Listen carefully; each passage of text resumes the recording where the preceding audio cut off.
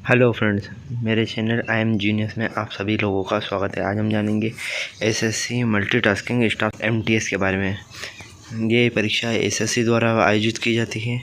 चलो इसके बारे में हम जानते हैं। सबसे पहले तो एप्लीकेशन तारीख, जैसे कि फॉर्म भरने की तारीख शुरू हो चुकी है 26/6/2025 से। लास्ट तारीख है 24/7/2025 तक 11 बजे तक। ऑनलाइन पेमेंट की फ़ीस रहेगी उसके एक दिन बाद 25 तारीख तक की रह सकती है। एग्ज़ाम की तारीख इसमें दे रखी है, जैसे 25 सितंबर से 24 अक्टूबर तक, और एडमिट कार्ड होंगे इसके 10 दिन पहले अवेलेबल।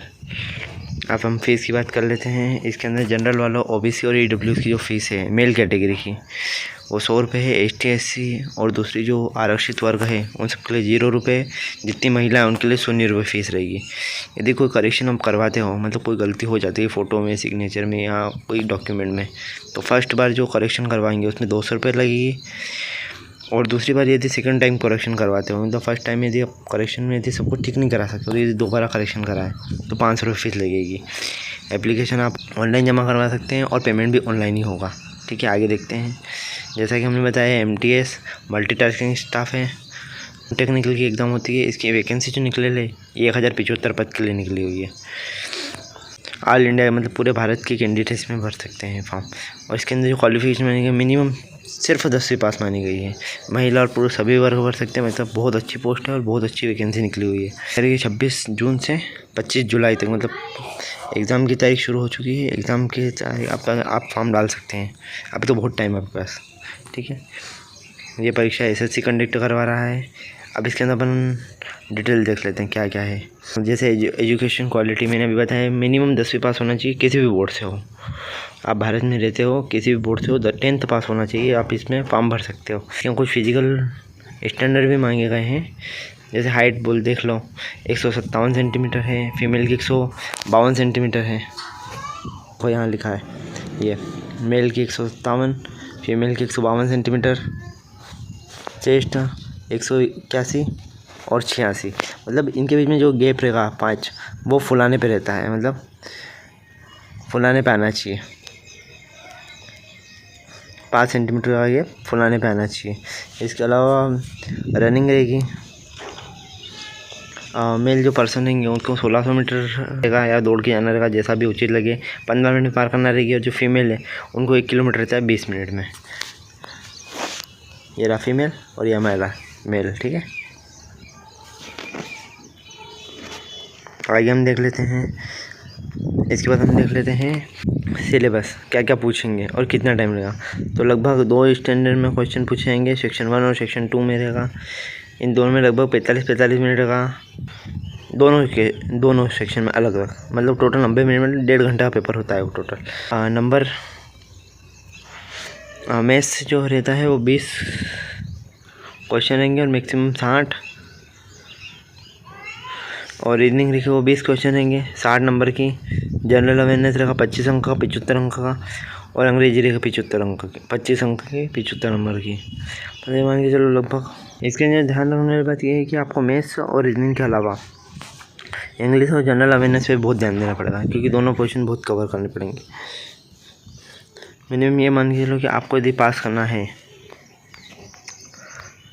तो 270 में से लगभग आपको 150 से ऊपर नंबर लाने पड़ेंगे, जब जाके पास हो पाओगे। और इन चारों क्वेश्चन पर आपको बराबर ध्यान देना पड़ेगा।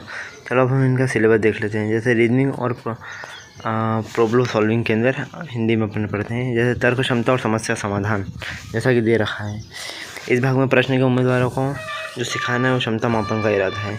मोटे तौर पर alpha numerical series, coding, decoding, सांद्रता, नियमों का पालन, समस्या समाधान, अंतराल, जबलिंग, समस्याएं, विश्लेषण, आरेख, मौखिक तर्क, आयु, गणित, कैलेंडर आदि संबंधित प्रश्न पूछे जाएंगे। मतलब नॉर्मल रीजनिंग है।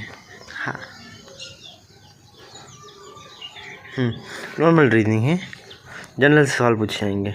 इसका मैथ्स के अंदर जो देखा जाए तो ये भी जनरल है। प्रॉब्लम सॉल्विंग बहुत है, LCM, LFC, HCF।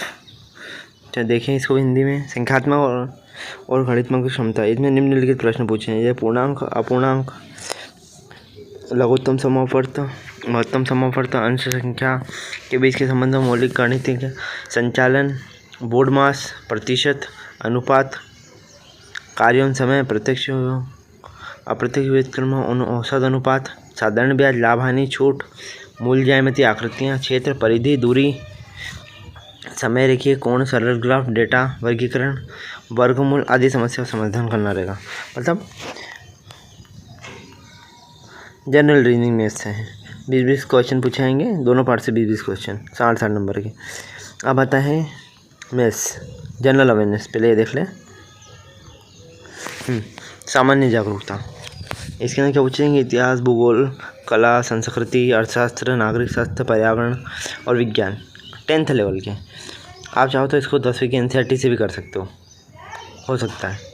10वीं की हिंदी और अंग्रेजी छोड़ के बाकी सारी NCERT कवर कर ली, ख़त्म हो जाएगा ये। वैसे इसके अलावा भी पढ़ना रहता है। चलो अब इंग्लिश कॉम्प्रिहेंशन लेवल, ठीक है। अंग्रेजी भाषा के अभ्यर्थियों की समझ कितनी अंग्रेजी भाषा में, अंग्रेजी भाषा की मूल शब्दावली, व्याकरण संरचना, समानार्थी शब्द, विलोम शब्द, सही उपयोग सीखा जाना, समझ और परीक्षण करना, सरल पैराग्राफ दिए जाते हैं। वो पैराग्राफ पे आधे से सवाल पूछे जाते हैं। पैराग्राफ ऐसे कोई बहुत बड़े नहीं पूछे जाएंगे, नॉर्मल पैराग्राफ पूछे जाएंगे इसमें। और ये लगभग हो सकता है 10th की जो ग्रामर आती है वो एक बार अच्छे से पढ़ लो, इसके बहुत सारे क्वेश्चन आप हल कर सकते हो। और बाकी किसी कोई भी डाउट हो तो मेरे को इस पर कमेंट कर देना मेरे YouTube चैनल पे, मैं आपके डाउट क्लियर करने की कोशिश करूँगा। जैसे मैथ्स रीजनिंग तो मैं बहुत सारी वीडियो डालूँगा जिसमें आपको पूरा सिलेबस लगभग कवर हो जाए। Thank you.